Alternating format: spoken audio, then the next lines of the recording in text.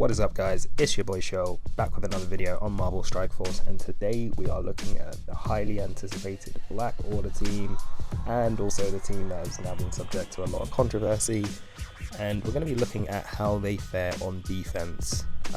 So I came across a fully powered Black Order team with a Thanos that was 7 red stars and maxed out, including T4s. So I'm going to show you footage of how that went down in Arena. Also, we're going to be looking at what the community managers have said about Ebony Maw's passive and ultimate. So, if you want to see a fully maxed out 7 red star Thanos on a 400k Black Order team and see how I countered them, as well as other counters you can use, keep on watching. Alright, let's get into it.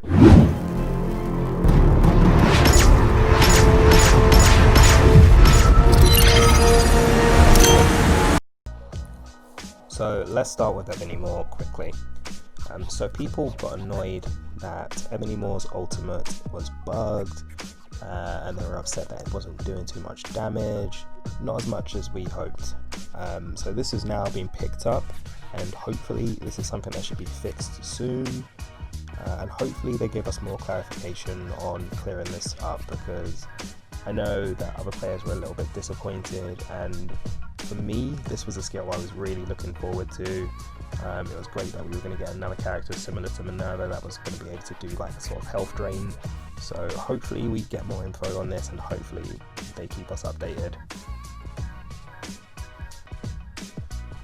So the second issue about Ebony Maw is Ebony Maw's passive. So people aren't as upset about this one. Some people are, in the sense that, oh, they should have told us before, but some people are a little bit upset, but not many people, because they've actually offered a refund for this one. So if you invested in the T4 thinking that they would gain 30% resistance, you can now get a refund from them and they'll roll you back, which is a good alternative.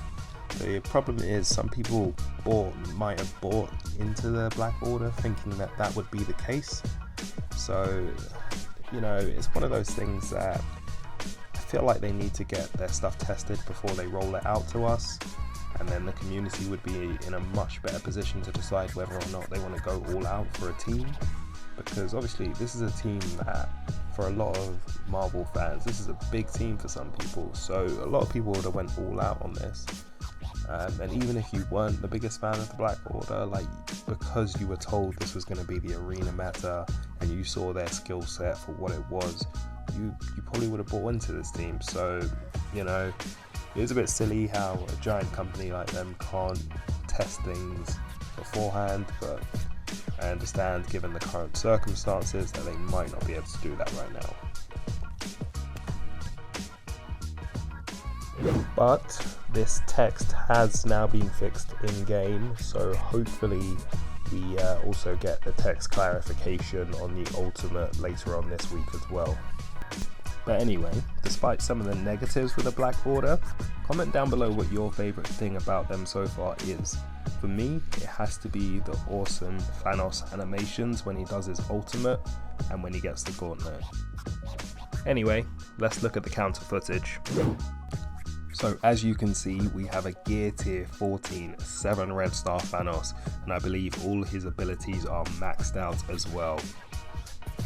Also, we have a Gier Tier 14 5 red star Ebony Maw, who's currently sitting at 6 stars.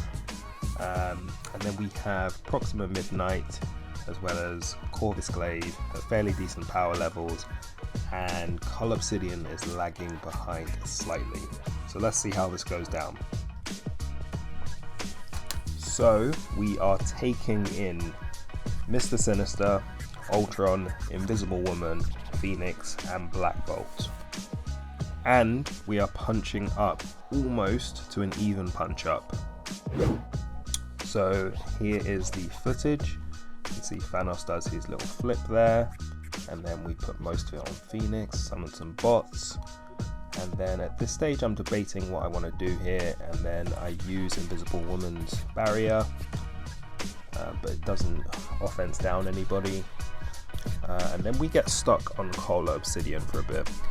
Now, if this Pearl Obsidian was a bit stronger, this could have given me a bit of trouble, because I was trying to basically clone Ebony Maw. I didn't want to clone Pearl Obsidian, so I resist trying to use Mr. Sinus's ult, and I think I get quite lucky here actually, if I remember.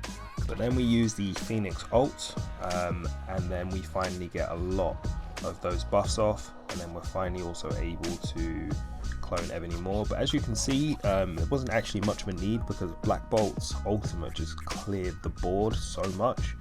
So I don't think it was actually really necessary, to be honest with you.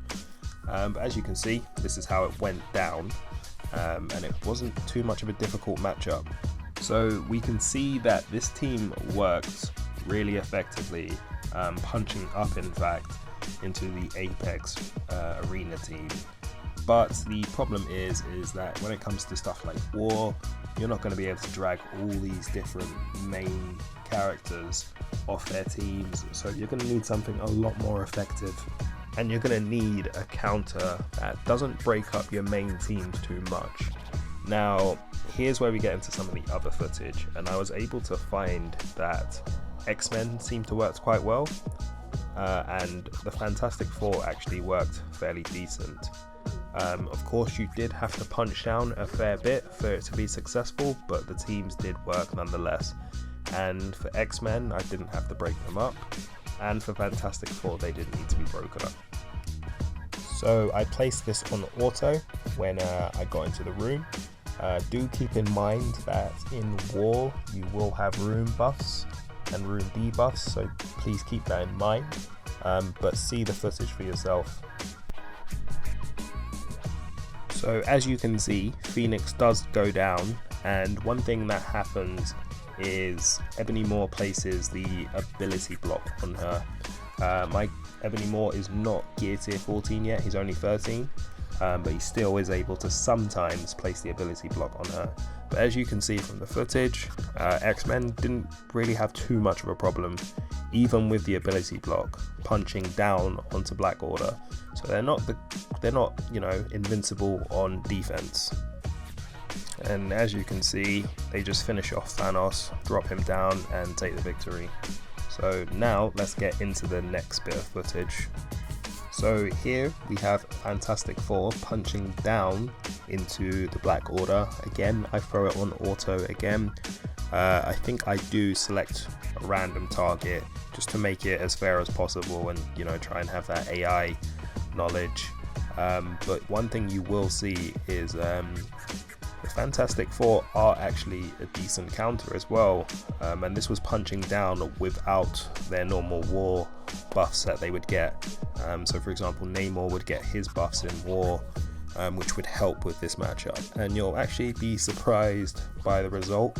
It does come down quite close, but some people will have a Fantastic Four team that is way stronger than this, and not every player is going to have their Black Order to a very high level at this stage. But anyway, let's speed up the footage and you can see the results for yourself.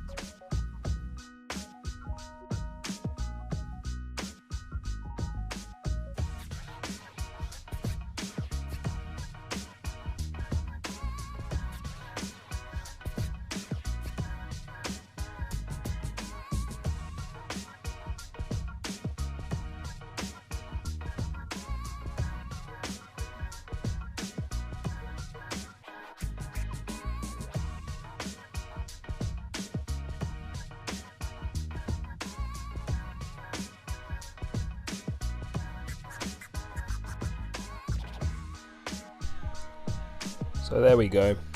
The Fantastic Four was just about able to do it, but like I said, bear in mind that we're not in war, so we don't have the rune buffs. Also, the Fantastic Four don't have that buff that they would normally get when they were on war offense, so do keep that in mind. So there we go, there's 2 counters that you can use that don't break up your teams. If you want to have a more secure victory, then I do know that some people place Ultron on either one of the teams, and that can help out as well to secure your victory. So if you see Black Order on defense, you don't have to be terrified because they can be countered at the moment. Now, are they the worst team on defense? No, there are some teams that will still struggle against them. So we do have footage of Supernaturals not being able to do it. Aimtron wasn't able to do it.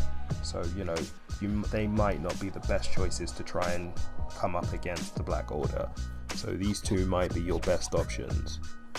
Also, the Black Order, despite some of their setbacks and some of the problematic things with the team, they are still a solid offense team, so you can still have them on offense and they can do really well.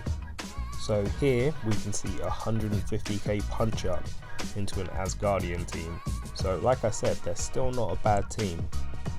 And as you can see from the footage, they just had no problem dealing with this team.